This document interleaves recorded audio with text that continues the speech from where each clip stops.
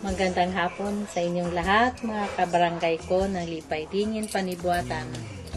Ako'y tumatakbo ngayon bilang kagawad ng ating barangay at nais kong ipagpatuloy yung naumpisahan ko na noong 1989 na mga proyekto ng ating barangay. Ako'y naniniwala na kung papalarin bilang isang kagawad, magkakaroon ako ng boses sa konseho na maipapatupad yung mga gawaing naumpisahan ko.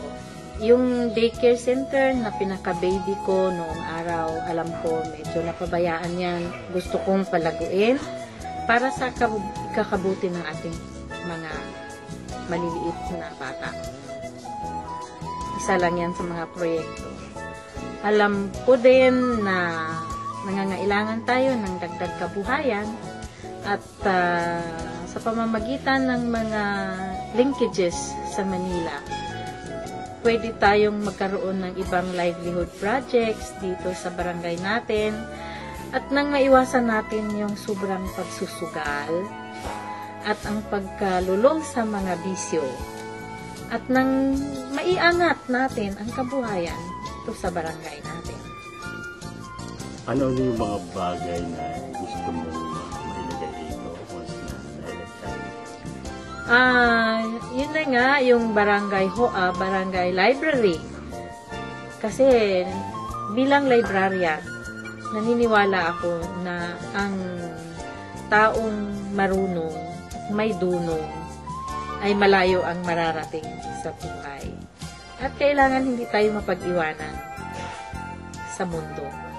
Masyado ng advance ang mundo at tayo dito ay medyo napag-iwanan. So, I think it's high time that alam din natin ang pangyayari. Maliban sa naririnig natin sa television, kailangan natin magbasa at maturuan natin ang mga bata ng magbasa. We have to make our children very literate. Pangalawa, yun nga, yung kabuhayan, pangkabuhayan dito sa barangay. Alam ko marami tayong pwedeng itap dito. Nandyan ating sasahan na pwede nating itap na pagkuhanan ng itutulong sa ating source of income. At ang isa pa, ang gusto ko rin, ma-improve yung ating tourism industry. Kasi dito, tabing dagat tayo, marami tayong resorts. Kaya lang, maraming pintas na nangyayari sa barangay natin. Hindi natin nami-maintain. So, siguro panahon na mayroong magtaguyod sa bagay na yan para ma-promote yung turismo dito sa lugar natin. Dahil tourism is work.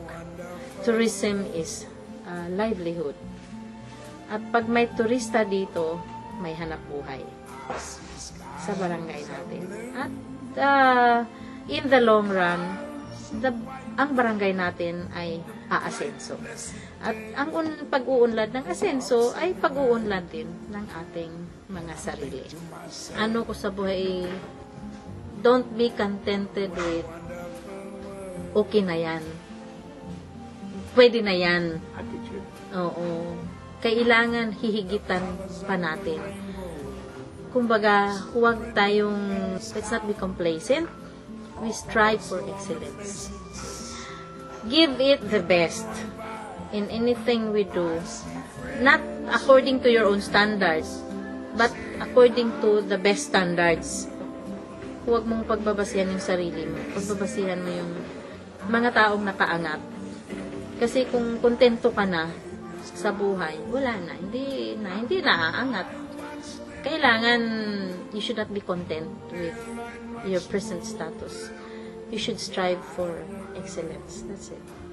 So, sa pagtakbo mong ito, nakikita mo na malaki ang pag-asa ng Oo naman. Oo. Otherwise, I would not have gone into it. Ang hirap lang kasi pag ikaw ay isang pribadong tao na wala kang katungkulan. Medyo hindi ka paniniwalaan ng mga tao. At least when you are in position, you can approach people based on your credential. And then, you can show na this is a project of the barangay and for the good of the barangay. So, meron kang karapatan and meron kang parang there's something that backs you up, the position. And these ideas you can share with the people in the council and maybe ask them to support the project. Because after all, we are here. If lucky enough, if we win, then we are here to serve the people. Hindi dapat tayo ang pagsisilbihan, kundi tayo ang magsilbi sa kanila. Ibibigay natin kung ano yung nararapat para sa bayan, sa komunidad.